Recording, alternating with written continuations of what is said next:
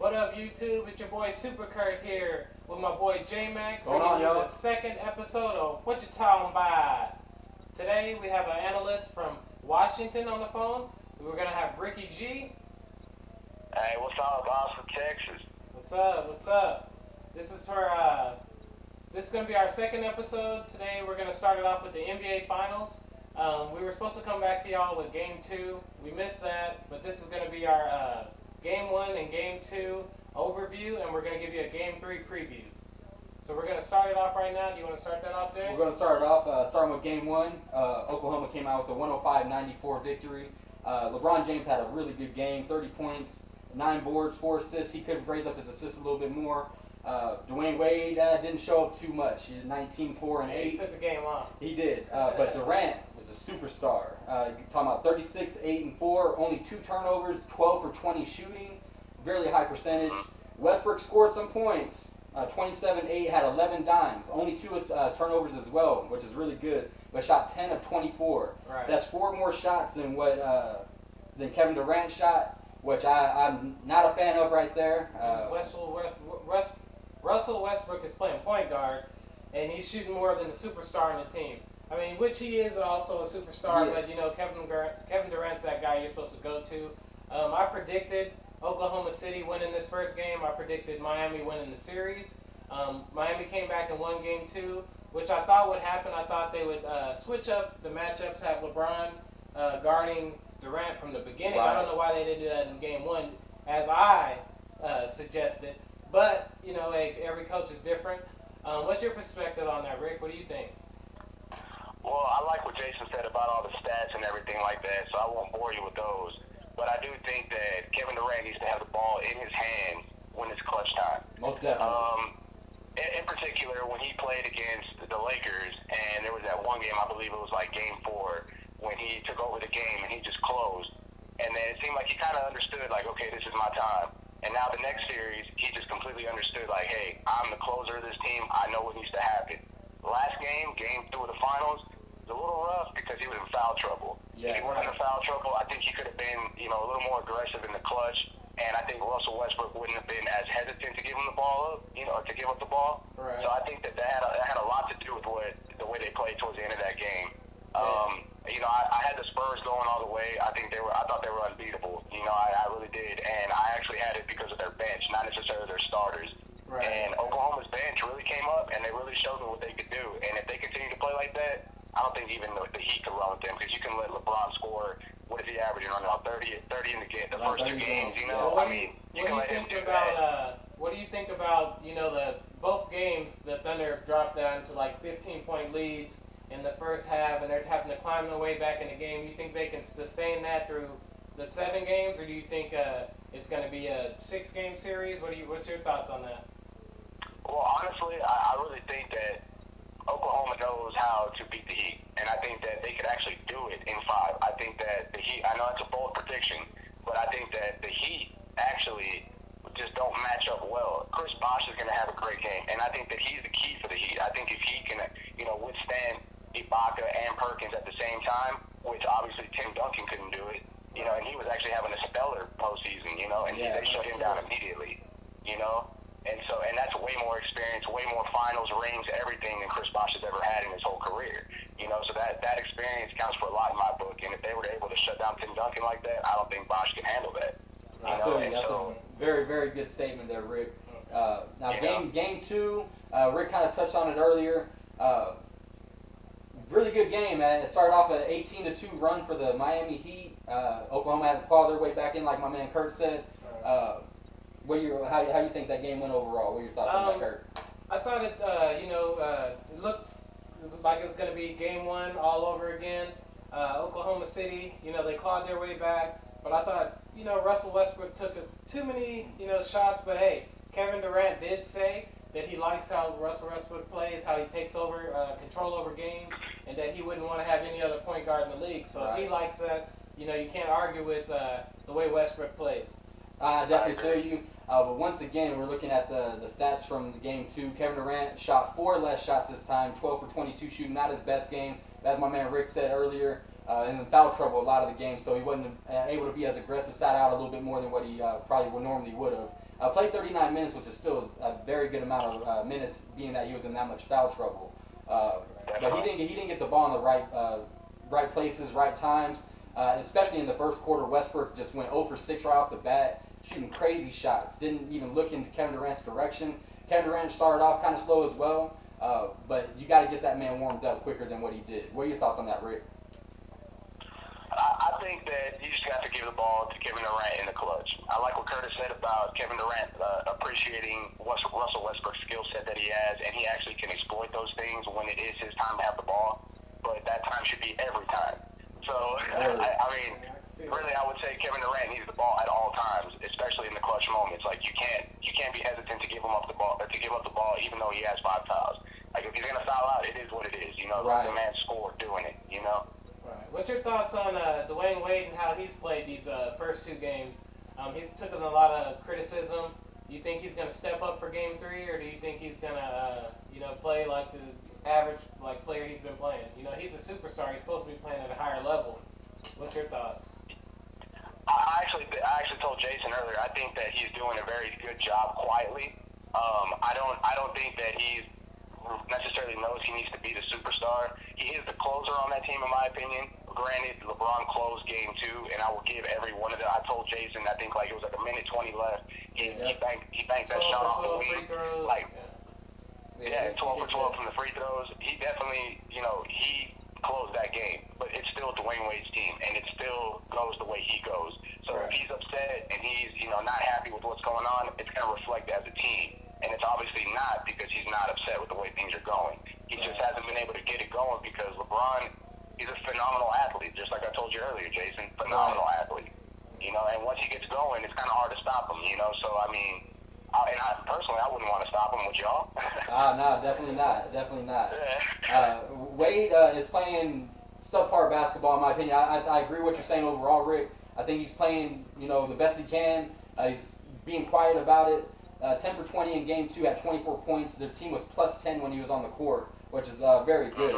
But I think he could play better going back to Miami. I think it will make him a little bit more comfortable knowing that it's tied 1-1. It's pretty much, start over from the beginning of the series overall. You scratch the first 2 games, it's pretty much an even series. I think Dwayne Wade is going to wake up, but I also think he's going to, once he wakes up, Kevin Durant's going to wake up even more, along with James Harden, who had a stellar game in Game 2. Oh, but going back to Westbrook and his situation, James Harden shot 6 for 6 in the first half. 6 for 6. Tell me how he only got 2 or 3 shots in the second half. Had 21 points. He was plus 13 when he was on the floor. The team was. I don't know why he wasn't getting the ball. Westbrook, just overshadowed him again. Even though he's got to realize when you're cold like that, you have to look for the people that are hot. And there's no question about it. James Harden was on fire. Dude was hitting everything, taking people to the hole, playing really good defense. I think he should have got the ball way more, along with Kevin Durant. I think Westbrook cost Game 2. I think Oklahoma should have been up 2-0 right now. Okay. So what's I'm gonna ask y'all guys what y'all's thoughts on Game 3. I'm gonna go ahead and start it. I think Oklahoma City's gonna come out in this game. I think they're gonna come out. They're not gonna be down 15 points. I think they're gonna come out strong from the beginning. I think they're going to take a 10-point lead, but I think the difference in this game is going to be playing in Miami. I think LeBron's going to come on strong, Wade's going to come on strong, and Bosh is going to come on strong. That collective group of all of them coming on strong is going to push them past, I think, about 105 to 95 in that game to take the lead in that series. Okay. I actually have Miami winning as well. Going back home, I think they're going to have the momentum coming off of Game 2. But I'm going to have it a little bit closer than you. It's going to be about 101 to 97, maybe 98. It's going to come down to a last-second shot. I think Kevin Durant is going to have the ball in his hand. I have a feeling he may not close tonight, though, because of the defense and the crowd noise. But he's a cold-blooded man, so don't quote me on that. So he may just come through. But it's going to be a close game. I don't think anybody's going to jump off to a huge lead. I think they're both going to come out ready to play. What's your thoughts? Yeah, I believe that the Heat will probably win. First game back home, they will win. I honestly think that the Thunder have a very good chance of still in the next game after that. But speaking of Game 3, my prediction is the Heat will win because it's first game back at home. LeBron is obviously going to have a great game. And I really do think that Dwayne Wade is actually going to step into the limelight a little bit this game also. And he's going to take care of business. And like I said, I think he's been doing it quietly, but this time he's going to actually show, like, hey, this is still my team. Don't forget about me. I'm still here. And then, we'll go from there. But it's going to be a close game. I'd say probably like a 3 to 5 point difference. Right on, right on. We'll go ahead and jump into some golf right now. Tiger Woods playing in the U.S. Open in San Francisco right now at the Olympic Club. Playing fantastic golf right now. I was watching it yesterday, the final 8 or 9 holes I was able to watch when I got off of work. And the dude was just hitting tee shots and walking away without even looking at the ball. He seems like he got his swagger back. He's missing some putts, leaving some things short, but everything is looking really good for him. I like the way he's looking right now. Yeah, I saw today, just a few minutes ago, that he was even on the day, so he's still doing good. A lot of guys are, over, so, he's leading, and that's one good thing. He hasn't done that in a while. Usually when he's leading, he can hold on to the lead and he can win. I'm hoping that happens so he can get me back in golf, get me back out there at the pitch and putt playing golf. Right. What do you think, Rick?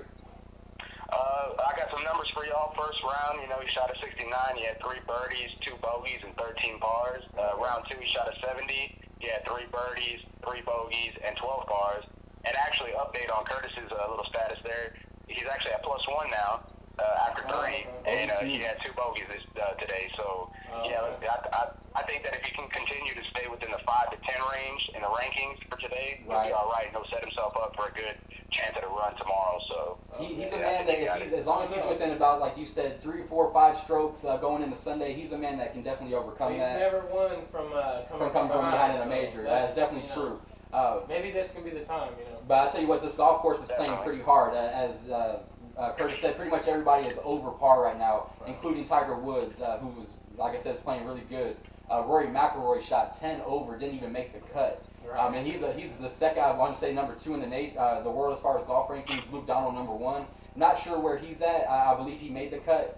But the golf course is playing very difficult, so that definitely weighs into Tiger Woods' favor as well. Because if everybody's struggling, as long as he can maintain where he's at, he can make a run for it at the very end. Right. If I can interject, Phil Mickelson's actually at +8, which he's, I think, in like 47th place, just so you know. There it goes. So Phil Mickelson, among one of the best in the world, also struggling with this golf course. So it's definitely something to watch. Be on the lookout for the rest of this evening as well as tomorrow, Sunday golf. The U.S. Open is going to be big. Y'all check it out. Another topic, boxing. They're going to have a preview fight tonight. It's going to be the Pacquiao versus Bradley. The replay. And Chavez versus Lee, which I think will be a good fight. I think Chavez will come out with the win in this. He's fighting in El Paso.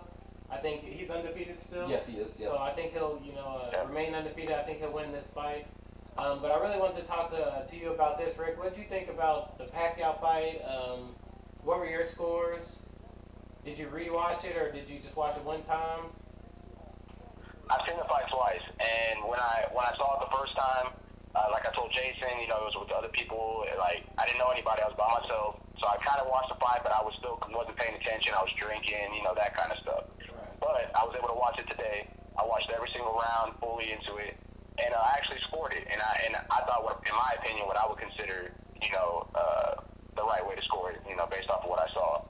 And I mean, the first round 1, I had Bradley winning that round. It was a very close round. I just think that what took it for me was the fact that he was more active. He had a good ring generalship. Right. It was kind of back and forth, like, he would step towards him because Manny was drawing him in, but then he would step back and realize that, and he was actually good. That left hand didn't land. It landed a couple times in the first round, but it didn't land significantly like it did the following rounds, Right. And so I give that round to Bradley. Rounds 2 through 8, I actually gave those to all to Pacquiao. I think he dominated the action.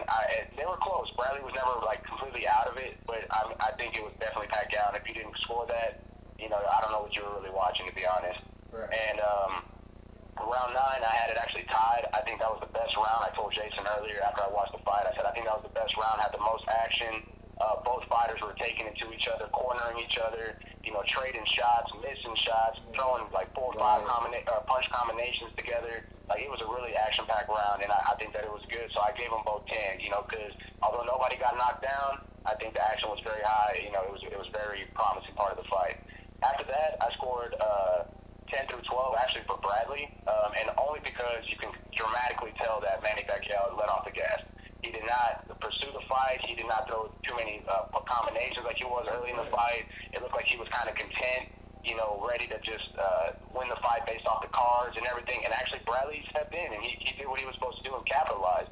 And with all that said and done, I have it 116-113 in favor of Pacquiao, solely because he was too much in the first half of the fight, and he actually had that tie round, which put him over the edge as well.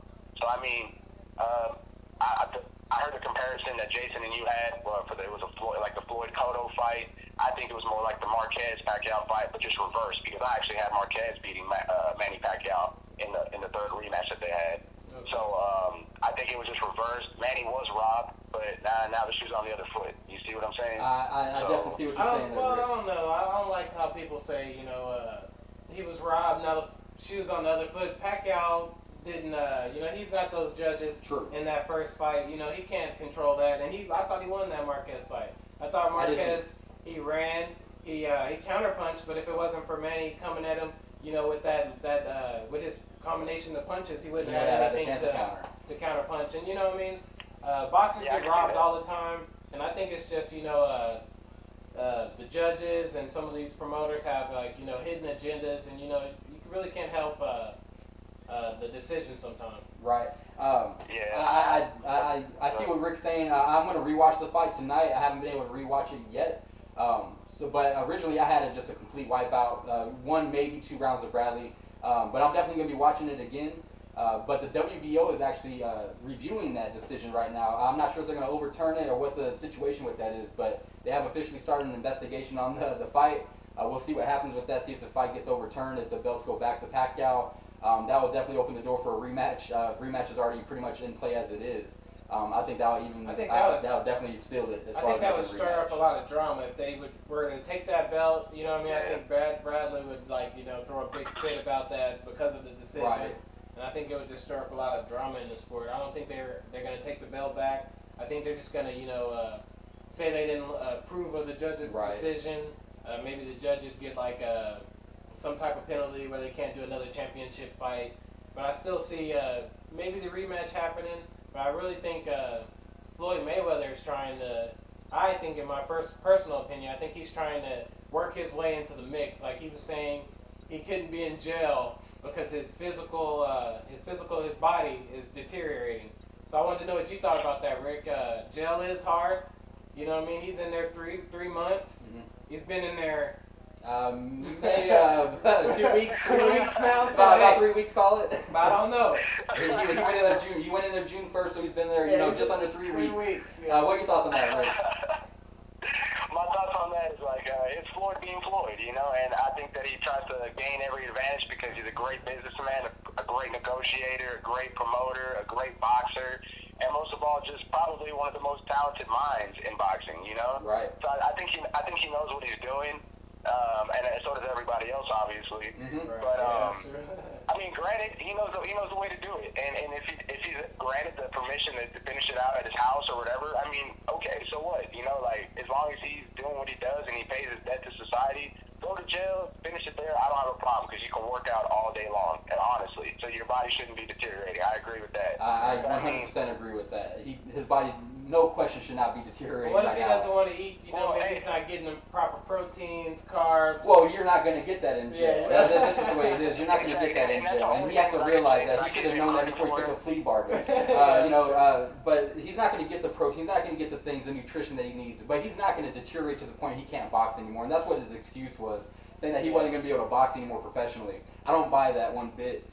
3 months in jail, it may do a bit on his, a number on his body, it may do a little bit, but the man is such a physical specimen, such a healthy man in general. If he gets back out, works out for another 2 months after he gets out of jail, he'll be in fight condition, no problem, ready to go for the next fight. He took 2 years off. Yeah, and he came back and dominated. So this, I'm not buying it, but he's definitely trying to get in the mix to try to get a fight sooner than what he was planning on originally. In his defense, he is a gym rat. And, I mean, this dude, when he was off for those 2 years, the dude was still training. And whether or not he was training for a fight, And, when it comes to being a professional athlete, I have no idea because I've never been there. But I can only imagine how much you actually devote, to your body and your life and everything else to the actual sport. And so I can see where he's coming from. But, yeah, I know he's being dramatic about it. I'm not giving him that type of credit. But when it comes to his sport, when you're intaking 3,000 to 4,000 calories a day, and then they're giving you a bologna sandwich with like some sides and shit. Right. You know, I mean that's a total different shock to your diet. You know, and your adjustment for preparing for a fight or preparing for any type of training. You know, I definitely can see that. But at the same time, like, I'm not, come on now. You know, like, yeah, right. like I said, you've only been in there for just under 3 weeks. Like, you act like you've been in there for like 10 years and you're trying to make a comeback. Yeah, that's what my thing is. It's too early to be saying that. Yeah. Maybe if he would have waited like a month and a half or something. Yeah, maybe the judge would have gave him the nod if he was in there for a little bit longer than under 3 weeks. But exactly. Yeah, but hey, can't knock his hustle. But right. All right, we'll move on to another topic. Right now, the Euro Cup's going on. Soccer. I don't know how many of y'all are into soccer. I watched a couple games of the World Cup. I got into it, and I watched the game the other day. It was exciting. I saw 2 quick goals. It's something you don't see too often in soccer. But y'all keep an eye out for the Euro Cup. It's going on. The College World Series is also going on right now. Omaha, Nebraska. Tonight the game is Arkansas versus Kent State. It's going on right now, so check it out. Also, there's a UFC fight coming up next weekend. What do you think about that, Rick? I like the matchup. I saw the first fight between Sonnen and Silva, and it was actually a really great fight. I think it could have gone either way, to be honest, but Silva was the champ, and in my opinion, you have to. I like to see the champ get knocked out, or put on his ass a little bit, and while he was put on his ass, he wasn't quite rock like he wasn't quite rock like I wanted him to be. So it's going to be another good fight. I think both fighters will be prepared. Silva, obviously is the favorite, so we'll see how that goes. I got Silva making the proper adjustments. I talked to you about this earlier, Rick. He's going to make the proper adjustments. He's going to know what to expect from Chael Sonnen, being that Sonnen fought such a great fight the first time.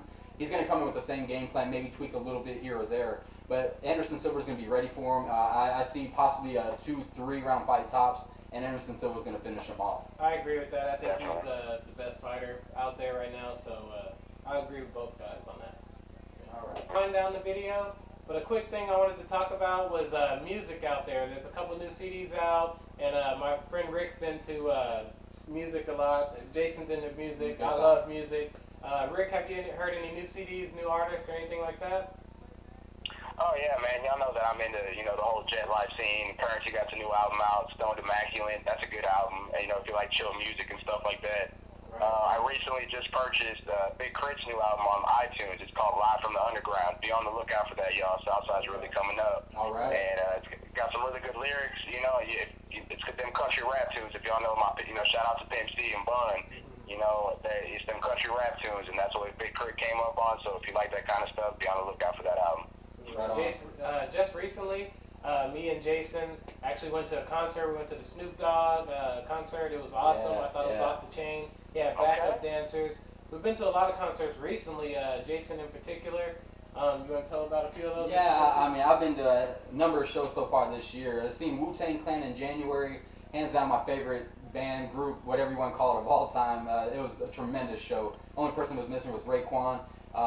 Then during South by Southwest, I've seen a handful of shows. 2 Chainz, Rick Ross, Just Blaze. I went to go see Snoop Dogg and Devin the Dude recently. We've seen some shows recently, and I come to find out today there's been a couple shows added to my list I'll be seeing again soon.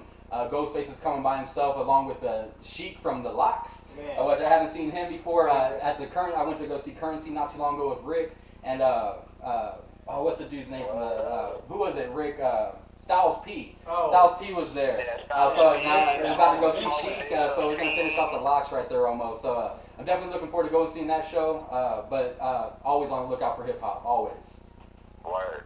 All right, guys. Well, thank you for watching part 2, episode 2 of What You Talking About. Tune in to next week, and we'll have episode 3 for you guys. Yeah, have a good one. Take it easy, man. Know what I'm talking about.